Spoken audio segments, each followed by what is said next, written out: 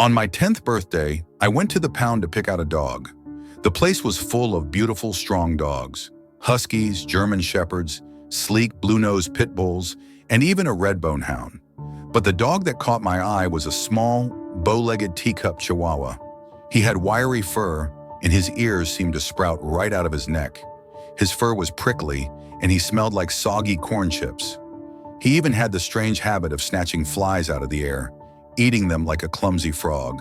I named him Renfield after the character from Dracula because he seemed a little quirky. We lived on 5 acres of golden forest. One of my favorite places was a hidden hollow within a wild hedge, accessible only through a trench. It was a secret haven where I could escape the world. One evening, I brought Renfield there, and the sunlight streamed through the leaves, creating a beautiful patch of soft brown shadows lit with coppery light. I remember him looking up at me, his eyes glowing like amber in the dim light. I petted him until he fell asleep in my lap, and then I crawled out, intending to confuse him by calling his name from outside. When he heard me, he panicked. His terror was immediate, and he scratched at the branches in a desperate attempt to find me. That terror, his wide-eyed relief when I returned to him, stayed with me for years. Eventually, Renfield grew old and sick. He developed severe heart problems, and for 4 years I medicated him, watching him suffer. It got to the point where the pain was unbearable, and I had to make the painful decision to put him to sleep. But when I held him in those final moments, I saw that same fear in his eyes, the terror that I had seen years ago in the hedge. It crushed me. Tears always terrified him, and I could feel my crying only made it worse. That look in his eyes, that fear, never left me. It was as if I had trapped him again, this time in a cage of his own suffering. My father's death was no easier. He had Alzheimer's and later pancreatic cancer. He was in constant pain, confused, and disoriented. I couldn't bring myself to visit him. Every time I saw him, I broke down, and the last thing I wanted to do was make his suffering worse. I thought it would be better to stay away, but in the end, I wasn't there when he passed. I was at my doctor's office, learning that I too would be sick for the rest of my life. That night I dreamed of my father. He was trapped in the hedge, just as Renfield had been. He screamed for help, but I couldn't reach him. I was invisible to him, just like the first time I tried to help my dog. I woke up crying, haunted by the thought that I had abandoned both of them. I'd had enough. I was overwhelmed by grief, and I needed a break from the pain. I went online, searching for something, anything, that could give me temporary peace. I stumbled across a strange webpage titled, "A Recipe for Happiness." The page promised to lift my spirits with a 2-part recipe. The first part involved making a honey cake, but with an odd twist. I had to spit into the batter before baking it. The second part suggested meditating on a happy memory while eating the cake. I thought it was silly, but desperate times called for desperate measures. So I followed the instructions, even spitting in the cake batter. I set half of the cake outside, and I ate the other half while meditating on a happy memory. I thought of a perfect day, a day when I had just started my first job, and I still lived with my parents. I remembered coming home to my dog, Renfield, excited to see me after a long day at work. I remember my dad cooking dinner, telling jokes, and my mom playing her guitar. It had been a simple, happy day, full of small joys. But as I ate the cake, something strange happened. I felt a sensation, a terrible, painful hope. When I woke up, I saw something small and twisted on my pillow. A grotesque creature with human molars and 3 milky eyes. It blinked, and its mouth stretched into a smile, dripping with blood. It placed cold paws on my face and lowered its mouth to mine. I felt my breath and my organs being sucked from my body, as though the creature was inhaling my very essence. Memories flooded my mind. My father's suffering, my dog's final moments, my last visit to my mother. I screamed, but the monster grew, inflating like a balloon. It smiled and asked me, "Are you sad?" I realized in that moment that the creature wasn't eating my physical body. It was feeding on my feelings. It devoured my sorrow, my pain, and the memories that caused me grief. And in return, it left me with a strange, almost blissful peace. The pain that had consumed me was gone. For the first time in years, I felt calm, I thought I was losing my mind, but as the days passed, the creature became a part of my life. It would feed on my negative emotions. I no longer felt anger, sadness, or fear. I went through my days with a clear, unfeeling mind, and even my work improved.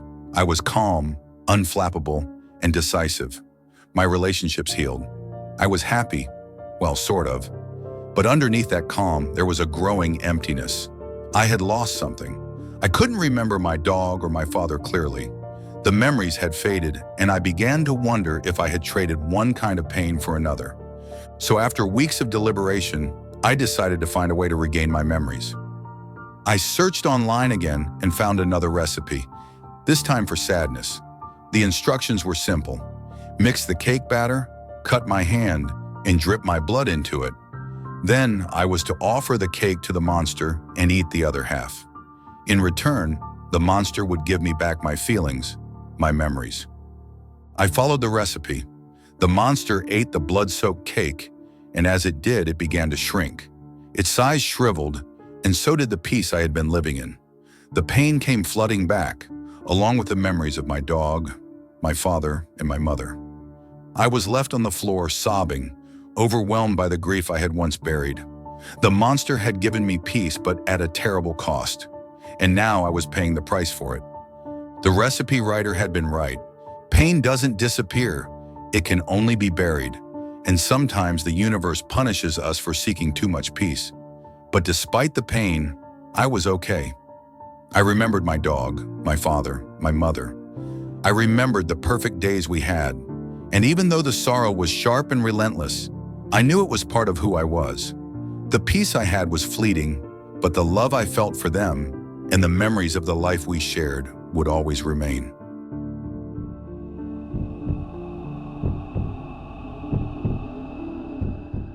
I never thought I'd end up driving across the country in the middle of the night with just my dog, Lulu, beside me and my few worldly possessions stuffed into a rattling U-Haul van. But here I was, and if it weren't for Lulu, I don't know how I would have made it through. My ex and I had been together for 6 years, but we never got married. He always said that marriage was outdated, and for the longest time, I accepted it because I loved him. 5 months ago, everything changed. He told me he wanted to split up. He said it so coldly, without emotion. He grabbed his bag and walked out to work, leaving me sitting at the kitchen table, crying into my soggy bowl of cereal. It was the way he said it, with no tears, no effort to explain. Just, I want to split up. Lulu, my sweet dog, nuzzled her snout into my lap and whimpered with me as the hours passed. I skipped work that day, sat on the couch, and watched the sunlight move across the walls of the apartment I had always considered our home.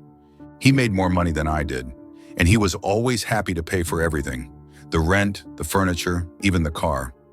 But when the time came for me to leave, I realized how little I actually had. I packed up what was mine into that U-Haul, and it barely filled the van. I didn't have a couch or even dishes. Everything had been his. I remember how I had always wanted Lulu to join me on the king-size memory foam mattress he bought, but he wouldn't let her. "Stop treating the dog like it's a person," he'd say. "She's lucky she gets to live inside with us." It broke my heart. Lulu was the one good thing I had left, the one creature who had truly been mine. I'd adopted her from the pound when she was a puppy. She was a street dog, a pit bull mix with a big, boulder-like head, a strangely thin body, and stubby legs. She waddled when she walked and snored like an old man. But she was sweet, the kind of dog that would lie down and wait for kids to come close, then give them kisses. We hadn't even trained her to do that. She just did it naturally. As I drove alone, just me and Lulu, I felt a deep sadness. I was heading toward my sister's house in Spartanburg, South Carolina. The trip was long, over 10 hours. The landscape outside the van window was a blur of farmland and small towns. I avoided the busy highways, choosing a smaller back road, hoping it would be quieter. After 4 hours on the road, I heard a loud noise from below, followed by a strange shaking. The van was acting up, making it hard to steer. I managed to get off the road and spotted an auto repair shop just ahead. Richard and Sons Auto Repair. When I pulled in, Richard, the owner, greeted me with a friendly smile. He looked like a nice, older gentleman with neat gray hair and a buttoned-up shirt. He introduced me to his sons, Abel, who was shy, and Dean, who was, well, he was strikingly handsome. Dean had that kind of classic teen movie heartthrob look. Tall, muscular, with sandy blonde hair and a strong jawline. Dean and I spoke for a bit as he looked over the van, but the moment I turned to introduce Lulu, she growled. I had to apologize, explaining that she wasn't fond of men, especially after my ex had mistreated her. Dean just smiled, and I appreciated how he didn't push it.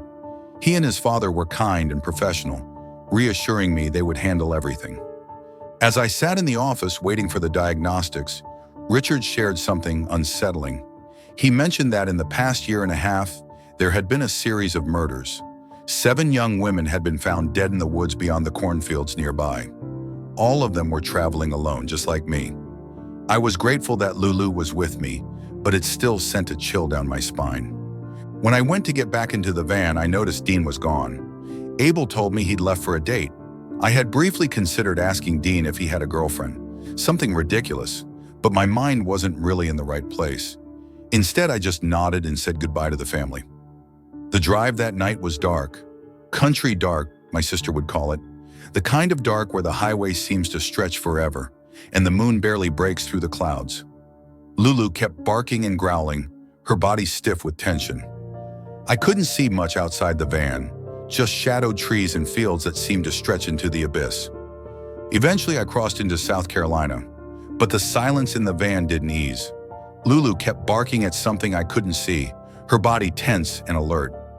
I tried to reassure her, but the further I drove, the more unsettled I felt. The air around us felt wrong, as if something were watching from the trees. Then we passed into a dense patch of woods, and Lulu went crazy.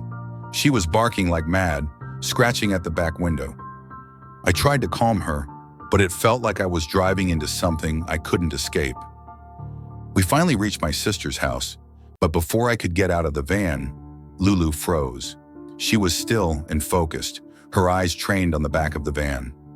I heard it then, the sound of breathing, deep, labored breaths coming from the back of the van. I froze, my heart racing. I couldn't make sense of what was happening. Lulu growled low, her teeth bared. Something was inside the van. I fumbled with my phone, trying to dial 911, but I couldn't get a grip. The door behind me creaked, and then I heard it. Dean. He stumbled out, sweating and looking sick, holding a knife. "What the hell do you think you're doing?" I whispered into the phone. Barely able to speak as Dean approached with the knife in his hand, demanding that I stop the dog from barking. The scene turned into a blur of terror as he lunged at Lulu, but she wasn't afraid. She fought back, and the knife fell from his hand. In the chaos, she lunged for him, her own blood streaking the pavement, and she attacked, ripping into him with a force I hadn't known she had. The police arrived shortly afterward.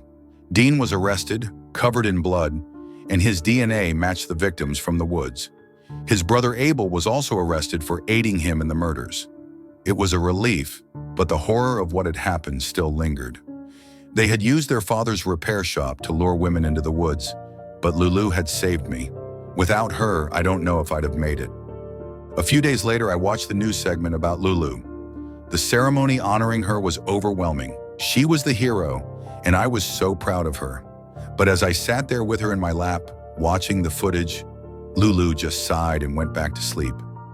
That night, as I settled into my sister's house, I laid down in the guest bedroom and patted the bed. Lulu hesitated, then jumped up and curled beside me. "You've more than earned this, girl," I whispered, stroking the long scar on her back. "You're home now."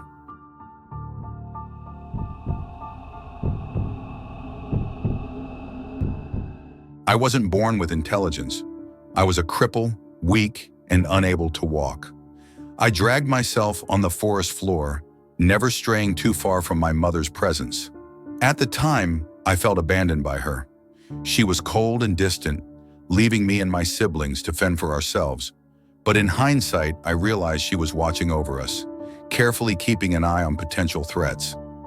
Though she was never warm, she ensured our safety from predators, even as my brothers and sisters died off early. Life as a disabled creature in the jungle was grueling, My diet was mostly made up of anything I could find, small animals or scraps from other creatures. I was always hungry, surviving mostly out of luck rather than skill. The jungle was unforgiving, and my weaknesses made me an easy target. My mother eventually disappeared, leaving me and two of my remaining brothers alone. They both perished soon after, and I was left to crawl alone in the dirt, hoping to find food and shelter. It was in this desperate, vulnerable state that I learned how to use my limitations to my advantage. I set traps for small animals and learned how to observe my environment to avoid predators. But no matter how clever I thought I was, life remained difficult. I was often hungry, and my survival was never guaranteed. It was only a matter of sheer luck that I continued to live, not any real skill. One day I stumbled across a small stream with a cave nearby. It was nothing special, but it offered safety, and for a time, it became my home. I basked in the sun by the stream, took naps under trees, and ate whenever I could. These small comforts became my simple pleasures. But predators remained a constant threat, and with my disability, I couldn't run. I learned to hide instead, to become one with my surroundings, moving slowly but carefully. I thought myself clever, but again, it was just luck that I survived. That might have been my entire life, alone crawling through the jungle, trying to find food, avoiding predators, never staying in one place for long. But then everything changed. It started when I was crawling through the forest floor, searching for food. I had gone days without eating, and hunger gnawed at me. As I pulled myself through some underbrush, I saw it, a jaguar. It was crouched low, preparing to pounce on its prey. Normally, I would have been its next meal, but the jaguar was focused on something else. I stayed still, barely breathing, hoping not to draw its attention. The jaguar's eyes were locked onto its target, and when I dared a glance, I saw the most unusual bird I had ever laid eyes on. It was massive, almost the same size as the jaguar. Brightly colored, a rainbow of feathers with a crown-like plumage on its head. At the time, I didn't realize how extraordinary this bird was. I only knew that the jaguar would soon make its move. And it did. The jaguar leaped, but the bird took flight, soaring into the canopy above, with the jaguar following in pursuit. I remained still, waiting for the predator to leave, then slowly eased into the small clearing. I climbed a hill where the bird had been, and to my surprise, I discovered a large nest with 3 enormous eggs, unlike anything I had ever seen. I didn't hesitate. I ate them all. That was the moment my life began to change. Over the following days, I noticed things I had never paid attention to before. My senses became sharper, colors became more vivid, and I could see more details in the world around me. I started to think more clearly and made plans that were more sophisticated than before. I built better traps, using rocks and other materials to catch my food. I began to choose better places to rest, listening for the sounds of predators and staying one step ahead. I was still physically crippled, but I was learning, growing smarter. As time went on, I grew much bigger. I had been a small, underfed creature, but after a few months, I had grown to nearly 6 feet tall, and I was strong, muscular, and agile. I could still crawl, but I moved with a speed and vigor I had never known before. My optimism grew as my body transformed. I felt powerful, though I didn't yet understand what would come next. Years passed, and I grew even larger. I reached 12 feet tall, a giant in the jungle. No predator could challenge me, and I roamed freely through the forest, eating what I wished.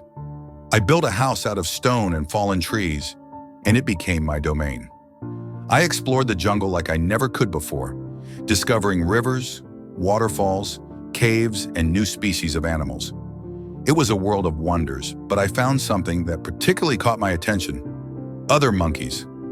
These monkeys were intelligent, just like me, and I watched them with fascination. One day, I came across a small, injured monkey. I carefully nursed it back to health and took it under my care. Over time, it became my companion, and for the first time in my life, I felt genuine love for another creature. This small monkey, who couldn't compare to my size or strength, brought me a sense of companionship I had never known before. But as the years passed, my monkey friend grew old and eventually passed away. I was devastated, and the loneliness crept back into my life. Once again, I retreated into the jungle, but this time, something had changed in me. I could no longer live in isolation. The little people, the other creatures of the forest, began to seek me out. They were unlike anything I had ever encountered. They were small but intelligent, able to communicate using tools and build shelters. They came to me for guidance, asking for help and wisdom. Over time, they began to worship me as a god, and I tried to help them. I taught them how to build stronger homes, how to hunt better, and how to grow crops. In return, they offered me sacrifices, blessings, and their gratitude. But as their numbers grew, so did their greed. They began to ask more of me, asking for help in their wars, for blessings in their raids. One day they tried to sacrifice a young girl in my name to gain my favor for an upcoming battle. That was when I realized how far I had fallen. I was no longer the helpless creature I had once been. I had become a god to them, and with that power came responsibility that I could no longer bear. I took the girl, left the village, and retreated to the farthest reaches of the jungle, far away from the little people. I raised her in peace, and her name was Sakniet. As she grew, she became my companion, and we lived together in a little stone house by a waterfall. She became my voice when the little people came, and with her intelligence and kindness, she bridged the gap between us. I grew to love her more than I ever thought possible. But when Sakniete died in an accident, I was once again alone. I retreated further into the jungle, bitter and heartbroken, as the little people continued their march towards progress. Over time, I encountered new generations of little people, but their thirst for power and destruction grew. They had conquered the land, building cities and destroying the forest. One day I encountered an old man named Fabio. He taught me about the world beyond the forest, about cities and nations. He told me the little people had conquered it all, but they had lost their connection to the land. He gave me hope, but I still couldn't bring myself to face the consequences of my actions.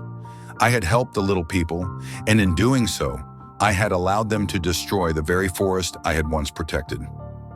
Years passed, and the little people continued to encroach on the jungle, bringing with them machines and fire. One day I watched from my cave as they destroyed the forest to build cities. I realized that no matter how much I tried, I couldn't stop them. They had conquered everything, and I was powerless to stop it. And so, I hide now, deep in the jungle, watching as the world changes around me. The little people have become more than I ever imagined, but I still remember the first time I ate those birds' eggs and how everything changed. I am no longer the creature who crawled in the mud, but I still feel the weight of my past actions. My home is shrinking, and the little people grow ever more powerful. I hope that one day someone will come and help me save what is left of the jungle. Until then, I remain hidden, a silent observer of a world that I no longer understand.